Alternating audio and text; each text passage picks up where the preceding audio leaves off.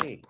Continuamos con la lección entonces. Y entonces nos encontramos con que de repente genera una especie de incomodidad que no es agradable muchas veces para los ojos de la gente de la congregación, pero en este caso, por ejemplo, estamos hablando de dos aspectos. Uno es el lado de la congregación, el lado de la gente o de la población congregacional, o también el lado de la gente que Dios necesita para su obra. Vamos a ver muy específico porque la primera parte nos dice que había un dueño y que era un campesino y había una viña, un dueño y una viña. Esto lo podemos traducir en que el dueño es el Señor Yahweh, Yeshua, es el Señor y la viña viene siendo lo que es el pueblo o lo que es la necesidad que hay para sembrar y o sea, para cultivar y para después cegar, o sea, quitar lo que fue la siembra con los frutos. A los dos se necesitan parte igual, o la gente o el dueño de las haciendas y de los sembradíos necesitan gente que les haga este trabajo también, no porque Dios no pueda, sino porque Dios constituyó una iglesia para que todos seamos un solo cuerpo y este cuerpo empecemos a movernos para su bendición y para su bienestar de la congregación y alcanzar más almas para Él. Después en el versículo 2 dice que el dueño de la viña salió para poder recolectar gente para lo que es la obra de lo que es el cuidado de la viña y todo lo que conlleva. Después de contar, después de acordar con los obreros, dice que hizo una negociación con los obreros.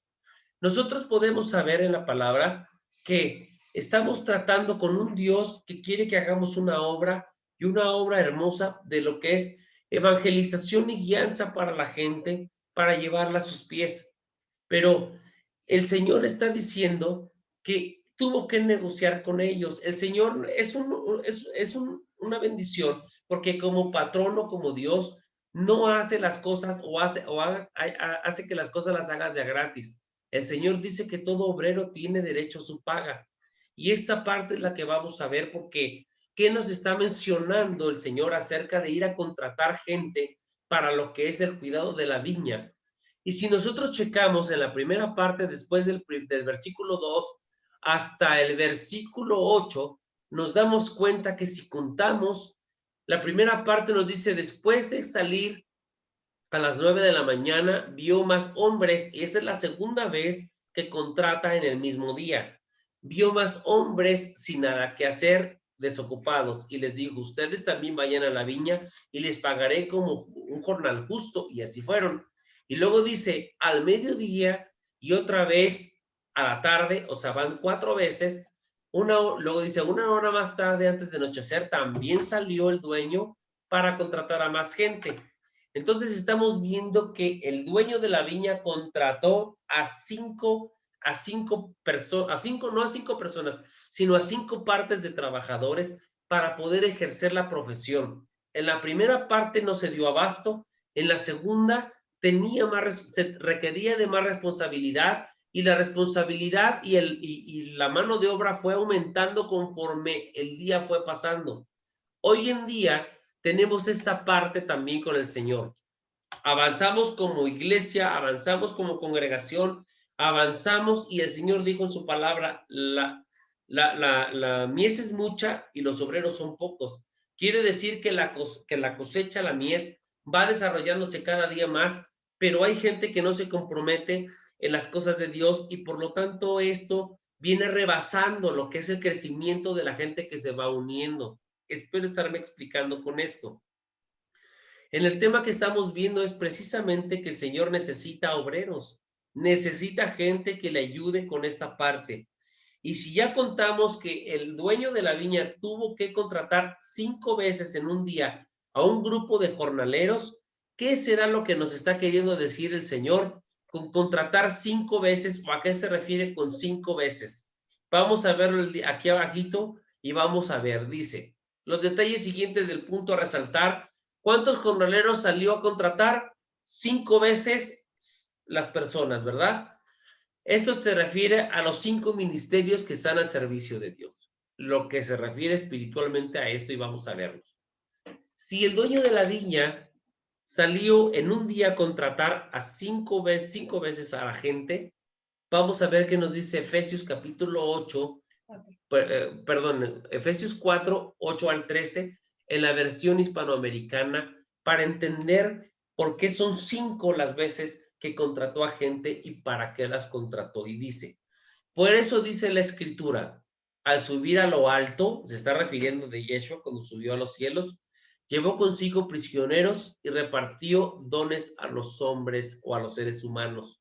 En otras versiones dice que llevó cautivo a la cautividad.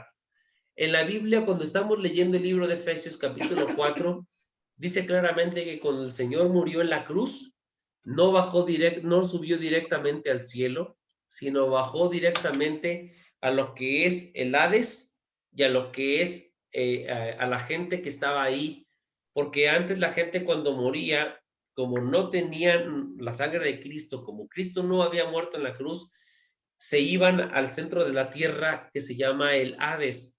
El Hades tiene una división de un abismo y del otro lado del abismo está el infierno, al centro de la tierra.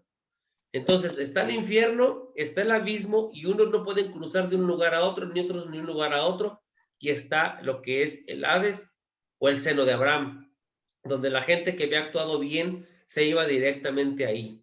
Lo que hizo el Señor cuando murió en la cruz, cuando fue crucificado y murió, directamente que se rasgó el velo y pudimos tener acceso ya a la presencia del Padre, automáticamente Él bajó al Hades, estuvo los 3 días en el Hades, que son los 3 días de lo que es muerte y resurrección, y toda la gente del Hades se la llevó al cielo. ¿Por qué dice cautivo a la cautividad? ¿O por qué dice a la gente que estaba cautiva se la llevó? Porque en el seno de Abraham, en el centro de la tierra, no había salida.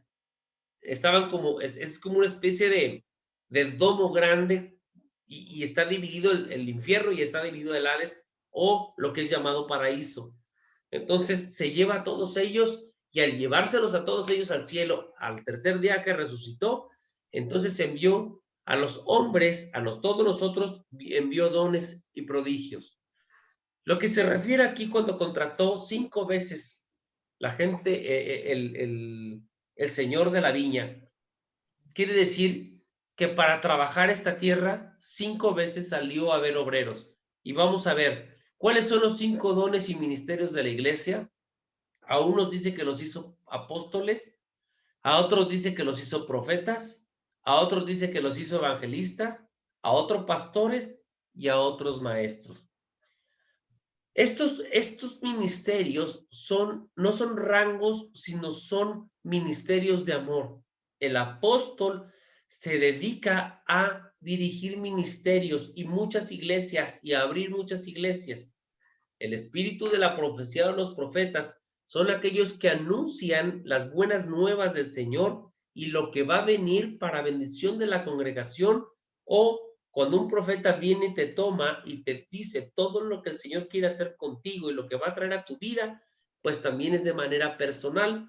Vienen los evangelistas, la gente que va a las calles, que va a los hospitales, la gente que va a los parques a predicar la palabra para que escuchen y para atraer a la gente a los pies de Cristo. Y luego venimos los pastores, la gente que empezamos a educar y a desarrollar a todos los que nos trajeron para poder empezar a levantarlos en la presencia del Señor y a educarlos en la presencia del Señor. Y vienen los maestros, los maestros son aquellos que ya se les dedican precisamente ciertas tareas para que empiecen a enseñar a la gente ciertas cosas. Por ejemplo, puede ser lo que es la lectura de la Biblia, lo que es teología, lo que es escatología y muchas partes y ramas de la Biblia para estudio y profundidad de la palabra. Vamos a ver qué nos dice también, porque también hay otra parte importante. ¿Qué nos dice la palabra? En todo obrero merece su paga. Acuérdense que el Señor a todos los obreros les dio un denario, les dio su paga. Tanto a los primeros, a los que empezaron al amanecer de trabajar, como aquellos que volvió a recontratar al mediodía y luego pasada la tarde y luego más arriba de la tarde y luego al final de la tarde en la quinta vez. A todos aquellos les dio un denario. ¿Qué nos dice el Señor y por qué el Señor les da un denario? ¿Por qué el Señor te da paga cuando tú empiezas a estar en la palabra de Dios o estar en la presencia del Señor a servir en la iglesia o a servir en la congregación? Bueno, porque el Señor dice que todo obrero merece su paga, su recompensa. Dice en primera de Timoteo, capítulo 5, del 17 al 18, en la versión Dios habla hoy, nos dice lo siguiente: los ancianos que gobiernan bien la iglesia deben ser doblemente apreciados, especialmente los que dedican a predicar y a enseñar. Pues la escritura dice, no le pongas bozal al buey que trilla. Y también el trabajador tiene derecho a su paga. Vamos a desglosar esta parte. ¿A qué se refiere a los ancianos que gobiernan bien la iglesia? No precisamente a la gente de la tercera edad o muy avanzados de edad que estén en la iglesia. Los ancianos de la iglesia son aquellas personas que tienen más tiempo trabajando en la iglesia, que llevan o que predican la palabra, son aquellos que se les llama ancianos. ¿Por qué? Porque llevan una ventaja espiritual más grande que toda la población en general. Por eso dice aquí que deben de ser doblemente apreciados. Toda la congregación debe de tener un aprecio, pero la gente en la cuestión que se dedica a los ministerios de la iglesia, como lo acabamos de ver, son servidores, son maestros, apóstoles, evangelistas, pastores, deben de tener un doble aprecio. ¿Por qué razón? Doble aprecio, ¿a qué se refiere? Doble aprecio en cuestión de amor, doble aprecio en cuestión de ser bendecidos, doble aprecio en cuestión de ser también económicamente remunerados porque trabajamos para la palabra. Y eso es lo que quiere dar a entender en este momento. Vamos a seguir en este orden como vamos. También dice que la escritura dice, no le pongas bozal al buey que trilla. Quiere decir, aquella persona que está trabajando, no le pongas un límite o no le tapes la boca a aquellos que están predicando la palabra. ¿Por qué? Porque te están dando una enseñanza que te va a ayudar, a levantarte también. Cuando se refiere a los últimos serán los primeros y los primeros serán los últimos, tiene varios significados y uno de ellos es profético y vamos a ver lo siguiente. En Primera de Tesalonicenses capítulo 4, versículo 15 al 17, también en la versión Dios habla hoy, nos dice lo siguiente, y le voy a pedir por favor a mi suegro si nos puede hacerle el gran favor de leernos aquí, por favor. Sí, dice Tesalonicenses, capítulo 4, versículos 15 a 17, Dios habla hoy. Por esto les decimos a ustedes, como enseñanza del Señor, que nosotros los que quedamos vivos hasta la venida del Señor, no nos adelantaremos a los que murieron, porque se oirá una voz de mando, la voz de un arcángel, y el sonido de la trompeta de Dios, y el Señor mismo bajará del cielo. Y los que murieron creyendo en Cristo resucitarán primero. Después los que hayamos quedado vivos seremos llevados juntamente con ellos en las nubes para encontrarnos con el Señor en el aire, y así estaremos con el Señor para siempre. Amén. Gracias, bro. Aquí nos está especificando una cosa. Los últimos serán los primeros y los primeros serán los últimos. Aquí se refiere a varias cosas y podemos decir varias prédicas acerca de esto. Pero si nos enfocamos en una vista profética, lo que está diciendo aquí es que los que resucitaron, perdóname, los que murieron en Yeshua, creyendo en Yeshua, los que murieron en él, los que ya están enterrados, como los abuelitos, tatarabuelitos, todos que están enterrados, dice la palabra de Dios que aquellas personas que estuvieron cerca de Cristo o que vivieron una vida tranquila en Cristo o que vivieron una vida en paz en su vida o sin problemas, sin situaciones, sin meterse en dificultades, porque también ha habido gente mala en todos los tiempos de la historia, pero ellos cuando escuchen al Señor en las nubes, que viene pronto, que va a venir con voz de arcángel, con voz de trompeta, dice, y los muertos en Cristo se levantarán primero. Dices, oye, pero es que mi abuelito, mi abuelita y mis bisabuelitos, que sí creían mucho en Dios, que iban a la iglesia, que estaban bien y que no hicieron pues nada malo, que que a la hora de morir estaban tranquilos, estaban bien, estaban contentos, y se fueron con Dios sin ninguna duda, pues ya están hechos unos huesos y otros ya están hechos cenizas. ¿Cómo va a suceder esto?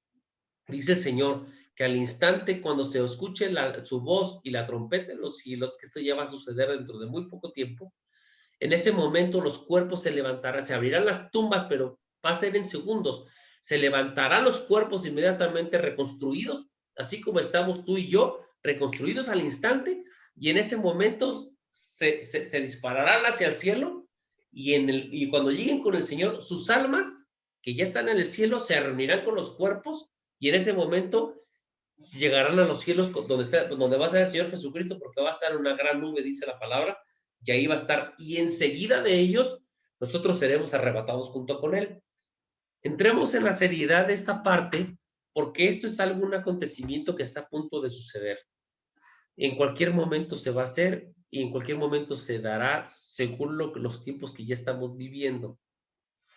Esto dice que aquellas personas que murieron creyendo en Yeshua, son los primeros que murieron, y ellos van a ser los primeros en resucitar también. O sea, son los últimos y son los primeros. Es medio raro aquí, medio confuso, pero dice, los últimos serán los primeros y los primeros serán los últimos. Esto quiere decir que los que también en la tierra ahora están conociendo del Señor, fíjate bien lo que te voy a decir, empezarán a conocer del Señor tan rápido como aquellos que llevan años en Cristo Jesús, años en su palabra. Esto se dará al final de los tiempos, porque está escrito en la Biblia que dice el Señor que al final de los tiempos, dice Cristo, yo derramaré mi espíritu por sobre toda carne. Quiere decir que el conocimiento se abrirá de tal forma que aquellas personas que ahora ya estamos en los últimos tiempos, que están conociendo la palabra de Dios apenas, van a empezarla a conocer de una manera muy rápida, y van a alcanzar a aquellos que tienen muchos años en el Evangelio. Por lo tanto, el Señor va a dar la misma paga, o sea, la misma bendición a unos que tienen tiempo, a otros que son nuevos. ¿Para qué? Para alcanzarlo rápidamente a Él cuando Él venga. Esto es lo que quiere decir esta parte, y es por eso que nosotros estamos empezando a vivir cosas diferentes y empezamos a conocer la Biblia de una manera muy rápida.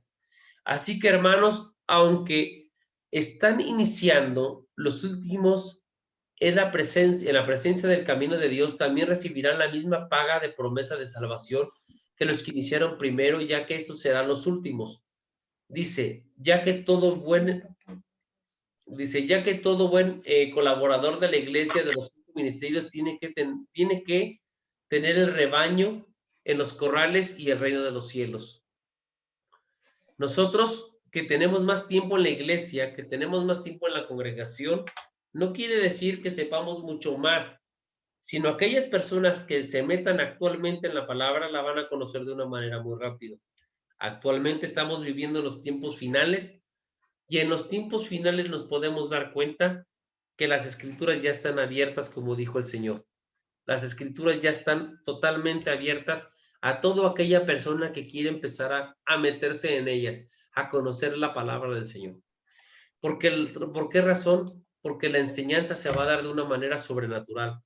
No es la sabiduría que tú puedas tener, no es tanto la enseñanza que tú puedas adquirir por ti mismo, sino el Señor ha prometido derramar su espíritu por sobre toda carne.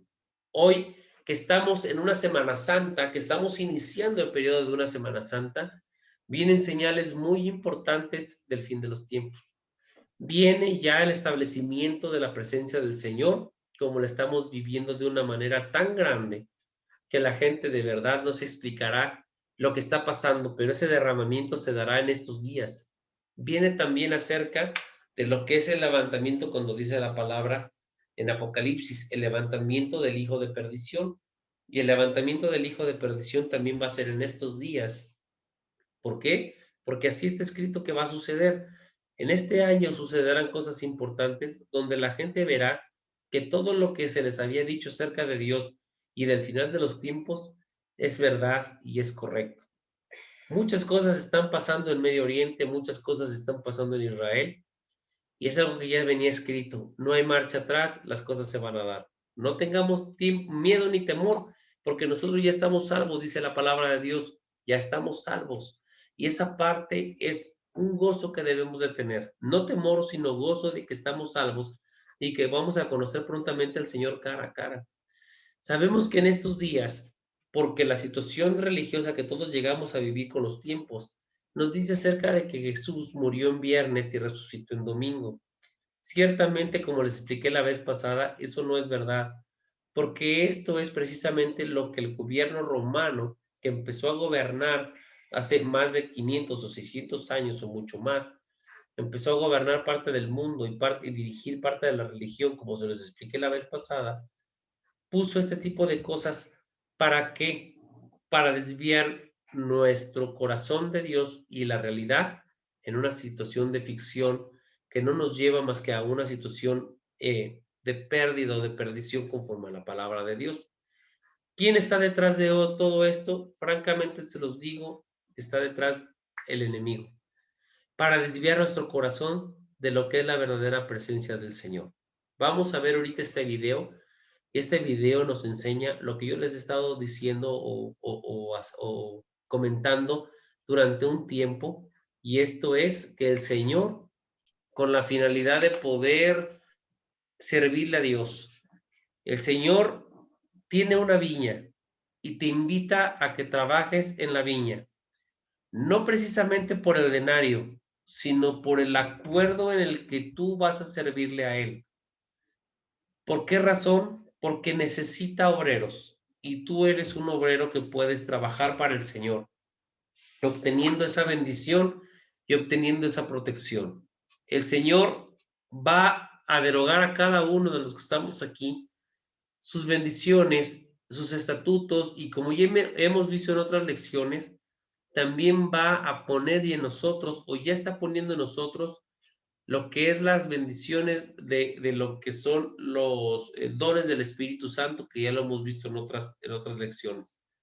Así es que la invitación es que en estos días de Semana Santa nos acerquemos en oración, nos acercamos en bendición, nos acerquemos al Señor con la situación de reconocerlo cada vez más como nuestro Salvador personal, como nuestro Señor y como nuestro Redentor también, confesando con nuestra boca que Él es nuestro Señor y Salvador, y creyendo en nuestro corazón que Yahweh lo resucitó de entre los muertos. Entonces, esa es la invitación que vamos a ver el día de hoy. En esta Semana Santa hay que empezar a reconocer al Señor porque ya viene pronto. Por mi parte, espero que les haya interesado esta lección y espero que seamos parte de este viñedo y esperemos que pronto empecemos cada uno de nosotros a recibir más bendición conforme nos llevemos o entremos a la palabra de Dios, más revelación. Antes de empezar con lo que se les encomendó la vez pasada, ¿hay alguien que quiera dar alguna opinión que haya visto o aprendido acerca de esta lección?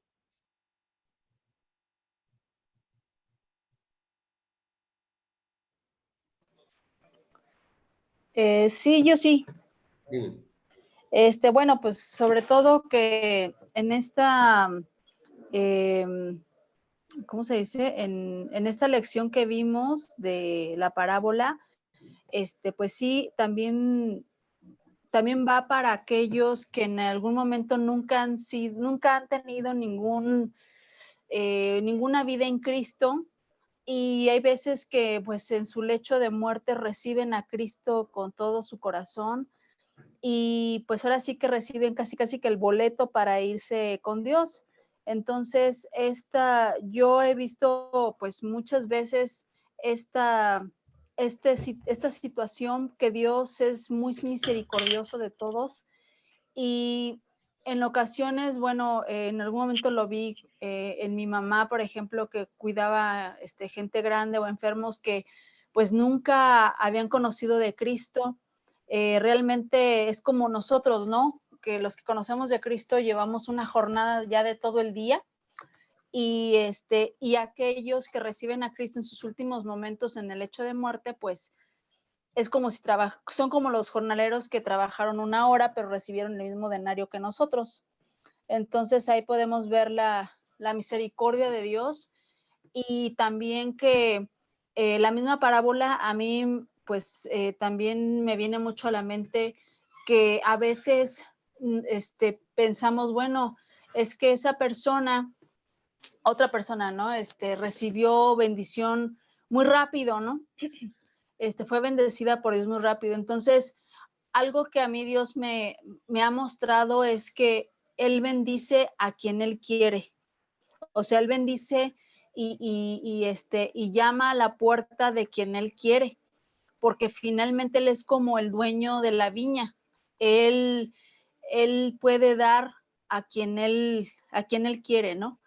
Y también lo de los dones, que en algún momento Dios a mí me mostró que Él le da los dones también a quien lo quiere tomarlos, ¿no? El cuerpo de Cristo funciona con estos 5 ministerios, y, y pues lo que Dios da a entender es que Dios los reparte, ¿no? Y tiene un trabajo para cada quien. En lo particular, pues yo he estado en el ministerio de maestros, y pues sí, es de mucho compromiso, igual que todos, porque cuando uno enseña la palabra a los niños, en mi caso yo he estado en el ministerio de niños o dando clases a los niños, es una responsabilidad muy grande, ¿no? Pero ahí podemos ver pues la misericordia de Dios con todos, porque Dios alcanza a todos, ¿no? Así como el dueño de la viña contrató a unos y luego después a otros y después a otros, bueno, pues Dios tiene mucha misericordia con nosotros, ¿no? Y nos llama a unos en una hora, a otros en otra y a otros en otra, y finalmente la recompensa es la misma, que es la salvación. Ok, amén. Gracias, Norma, por tu opinión. ¿Alguien que quiera opinar algo más?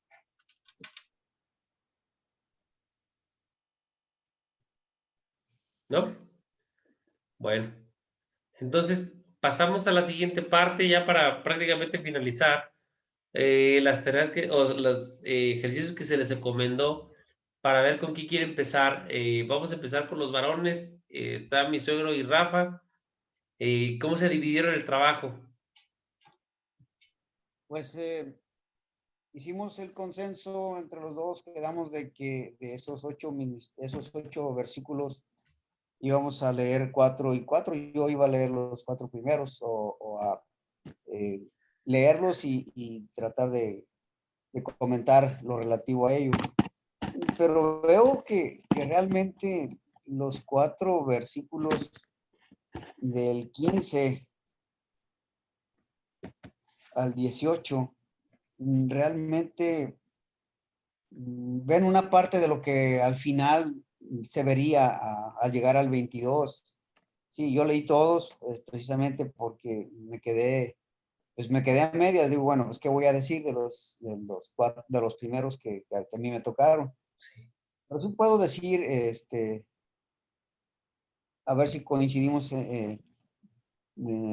¿cómo podré decirlo? Lo que yo diga o lo que yo tuve como concepto de estos 4, a ver si Rafa continúa con el resto. Es lo relativo a lo que Dios, a lo que Jesús dijo con respecto a qué era lo que era correcto con respecto a la frase de que había que darle al César lo que es de César y a Dios lo que es de Dios. Particularmente la pregunta que nos hiciste, más bien la tarea que nos encomendaste iba relativamente dirigida a la pregunta: ¿cuántas veces los fariseos quisieron engañar a Cristo?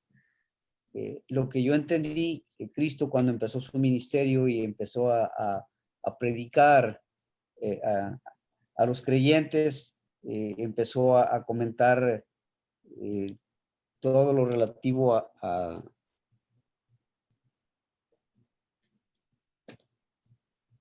bueno, en sí voy a tener que leer un poquito aquí Sí, porque adelante.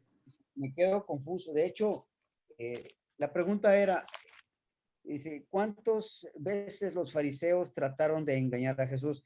Y en esos versículos yo